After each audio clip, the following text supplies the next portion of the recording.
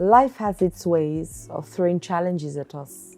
But remember, every setback is a setup for a comeback. Failing is part of life. I don't even call it failure. I call it learning. When people say failure, it means that they tried something, it didn't work. For me, it's a lesson. It's a lesson to know the things I should do less of. And what people call success is that something went right? For me, it's a lesson to know what to do more of. And so if you call it failure, success, whatever, that's fine. But know that you need to have some of those times in your life so that you know exactly what to do next and how to bounce back from it. It's not the end of the world. It's just the beginning of the world, actually. And so I'm going to share some powerful strategies to bounce back from failure today. Hi there. My name is Adeola Kingsley James, and I'm a rapid transformational therapist. Now, I want you to picture this. It's a moment of darkness. It's nighttime. Let's use nighttime. And you're also in a dark tunnel, and you can't see anything. You don't know whether to go forward, backwards, left or right. You're confused. There's a lot of self-doubt, not knowing what to do, how to do it, when to do it. And then all of a sudden, there's a glimmer, just a very tiny light at the end of that tunnel. And you're thinking to yourself, could there be hope? Is that the moon? Something? Is that somebody with a torchlight? Did somebody come with their phones? Where is this help coming from? This is how it feels in the midst of life's storms and struggles. And when you're struggling to find meaning and purpose, it's even worse because it's almost like there's nowhere for you to go to. And the truth is that as night goes, morning will always come. For life comes in seasons. And no matter what, a season will have to end for another season to come through. And every challenge has an expiry date. So in the depth of despair sometimes, a simple act of giving love, I always tell people that when you want something, give it first. It's almost like when you put money in a bank account or in a bank, when you need it, you can go back and get it. But if you never put money there, can you deposit? Can you withdraw anything you didn't deposit? No. So when you're in that place of failing or that place of not knowing what to do or that place of darkness, some love, sharing that love to someone will then invariably make somebody come to you. Now, I'm always smiling at people, not because I like I actually like smiling. I do like smiling now. But I know how it feels to be a failure. I've been there. I've judged myself. I've criticized myself. I've stayed in a place of darkness, of not knowing what to do, with a constant voice in my head. So whenever I see people, I smile at them just to give them hope and just to let them know that just like you, I've been where you are. But you don't have to stay where you are. You can come out of it. And so I'm going to share a few of those strategies with you. Strategy 1, you want to reframe failure as feedback. Remember when I said that how you see it is what matters? Yes, so if you see failure as something that you are learning something from, which is doing less of these things, then you start to see it from a different way. And failure can be in any area of your life. Marriage, work, business, children, every area of your life. There can be failure. You can be a failed parent. You can be a failed wife or husband. In every area of your life, you can feel like you have failed. Now, also understand it that life setbacks are not indicators of your personal worth. They're feedback. So instead of viewing failure as a dead end, consider it a detour on the road to success. Embrace the lesson it offers and remember you are not defined by your mistakes. See everything as a learning experience. And you know what you do more of and you know what you do less of. Now, step 2, acceptance with no judgment. You have to accept it. It's crucial to accept ourselves with kindness and understanding. Freeing yourself from the chains of self-judgment, understanding that making mistakes is a part of human experience. My daughter says something, "Mommy, everybody makes mistakes, even you and I." And she was 6 or 5 when she said that. So what about you? Even you and I. So acceptance allows room for growth and healing. One of my best sentences is, it is what it is. Yes. 3, cultivate a growth mindset. Embrace the power of a growth mindset. And you want to see challenges as opportunities to learn and evolve. Believing that your abilities can be developed through dedication and hard work. A growth mindset propels you forward, turning obstacles into stepping stones. Step 4, extract lessons from the experience. Don't go through an experience and keep suffering it all. If you don't learn from it, you're going to keep suffering it. It's like going from GS1 to GS2. If you don't pass the exam, you can't enter GS2. Do you understand what I mean? So you've got to extract the lessons, learn from it so that you can go over that and then go to another lesson, because there will always be lessons. Every experience, no matter how challenging, carries valuable lessons. We must know that. So you want to take a moment to reflect on what went wrong, what can you learn, and how can you apply those lessons moving forward. Growth is a continuous journey for life. 5, you want to visualize success. The power of visualization is incredible. Picture yourself overcoming the obstacles, achieving your goals, and basking in the success of your goals. Visualization not only motivates, but also aligns your actions with your aspirations, propelling you towards the life you desire. I'm so big on visualization, guys, because if you can't see something, you can't achieve it. And rather than complain, create, create. I go through certain things in my life, and I can spend time just wallowing in self-pity and complaining in my mind, but I know that there's power in creating. So I do the exact opposite. I go straight into creating mode, and I start to create the life that I choose to have from it. And it always works. The next strategy is focus on what you can control. Yes. Most times we're looking at what other people are doing and how they have offended us, what they are doing has affected us, but you are not in control of what other people are doing or have done. You are in control of what you choose to do, and it's only with you, by you, in you, to you.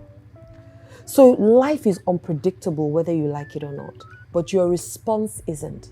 So you can choose how you will respond in whatever situation that happens to you, and you can choose in advance. You don't have to wait till it happens before you say, oh, when it happens. You start to say to yourself, well, because people will betray you, people will annoy you, people will anger you. All those things will happen in life. As long as you're living on this earth, something will happen. But if you say to yourself that once this happens, this is what I'm going to do. This is how I choose to respond. I had this sentence I used to use. I am peace. I choose peace. That was my sentence. I am peace. I choose peace. I am love. I choose love.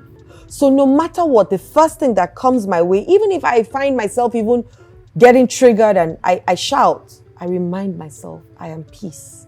I choose peace. Instead of dwelling on what's beyond your control, channel your energy into what you can influence. The shift in focus empowers you to take charge of your narrative, because then you are in control, you have power. But when you are reacting, the power is in the other person's hands. When you shift your focus, you take absolute control of the situation. The power is back in your hands. When you don't, the power is in the other person's hands when you keep reacting rather than responding from a place of power. The next thing is have a support system. Who do you call when you have challenges? Who do you call? Do you call your pity party group that will join you in pitying? They too will now tell you how they too, their own mother, husband, father, boss did the same thing to them. And then you guys now start to drink alcohol and smoke whatever to dull yourself from the feeling that you have already created a bigger version of? Or do you call people who can say to you, it's okay, baby. It's okay. Is that what happened? Let's go for some air first. Let's look at it. Let's see what happened and how you contributed and how we can do things differently next time, so that they empower you rather than disempower you. Who do you share your struggles with? The truth is that we cannot live life alone. Some people say, it's only me, oh, I don't have any friends. All my friends have deserted me. All my people that I've trusted have broken my heart. So because of that, you stop yourself from having true friendships. Don't stop yourself from having friendships, sisters and brothers. You have to build a support system, because it's like having a safety net for you, that when you fall into, they're there to carry you. They're there to help you. They're there to cheer you on. And so you can share your struggles with them. Let them uplift you. And remember, in your upliftment, asking for help is not a sign of weakness. It's a sign of strength. Some people don't ask for help because they don't want people to say, I'm the one that helped you. So what? So what? Yes, you helped me, and so what? Why do I now need to be worried about what you would say after? You've helped me. If you tell people, that's on you. That's not on me. But at least you helped me, and I'm grateful for it. And so I carry on with that gratitude. You want to practice small, repetitive changes consistently. Small changes, when practiced consistently, can lead to significant transformations. Instead of overwhelming yourself with massive overhauls, focus on tiny, manageable adjustments. It's the consistency that breeds resilience. Some people just want to change everything about them at once. You can't. You've got to pick certain areas in little bits, bite size. You work on that, you increase, you get better in that, then you move on to the next. As a therapist, I tell people you can't deal with everything at the same time. When they pick from if you're working with me and you pick from my bouquet of challenges, I'll tell you, which one do you want us to work on now? Let's focus on one and let's leave the others so that we can come back to them. But most likely, some of these things are intertwined with some of these other things. So maybe if I work on one, it can actually touch the others. We will never know. But let's focus on one, deal with it, and move forward so that it doesn't seem too big. You want to embrace resilience practices. Resilience is a muscle that can be strengthened, guys. You want to incorporate practices like mindfulness, meditation, journaling into your routine. I do this every day. In fact, my children ask, Mommy, so do you have to meditate every day? I tell them yes, because that's what helps me build myself inside, my inner man, my soul. These practices create a foundation of inner strength that helps you weather life's storms. Rather than picking up your phone first thing in the morning and looking at all the things other people are doing that you're not doing, why don't you want to come inside and say, yes, you're strong, you're capable, you have phenomenal coping skills, you're enough just the way you are, and tell yourself this consistently. You want to celebrate small wins. You want to acknowledge and celebrate every small victory along the way. Life is a series of steps, and each accomplishment, no matter how minor, is a testament to your resilience. Celebrating these wins fuels your journey forward. You want to reconnect with your purpose. Your purpose is your North Star. Take time to reconnect with what truly matters to you. You want to align your actions with your values and aspirations. Remembering your purpose provides the motivation needed to overcome any obstacle. I tell people, what's your why? In everything that you decide to do, if you ask yourself, what is my why? And don't stop at the first why, go to the seventh why. I've realized that most people just say the first thing that comes to their mind, oh, because I want to help people. But there's a deeper sense. There's a deeper reason why. And once you're able to touch that why, then when the challenges come, you will stand gidigba. You will stand strong because you are focused on that why. And if that why is because at some point in your life, you suffered this thing, or you didn't have this thing, and now that you have the capacity to help everybody, you're going to shout it to the rooftop all the time that this thing is possible. If that's how strong your why is, no matter the challenges, the amount of times you fail, Thomas Edison had taken it upon himself to create the lights that we have. He tried 1,000 times before he got it. 1,000 times. How many times have you tried at the thing that you say you failed at? And I'm sure if they ask you, you say, I did everything. Meanwhile, you only made one phone call. You didn't do everything. Thomas Edison tried 1,000 times. He refused to take no as an answer 1,000 times. You have only tried it once and you say, I failed. Or even 5 times and you say, I failed.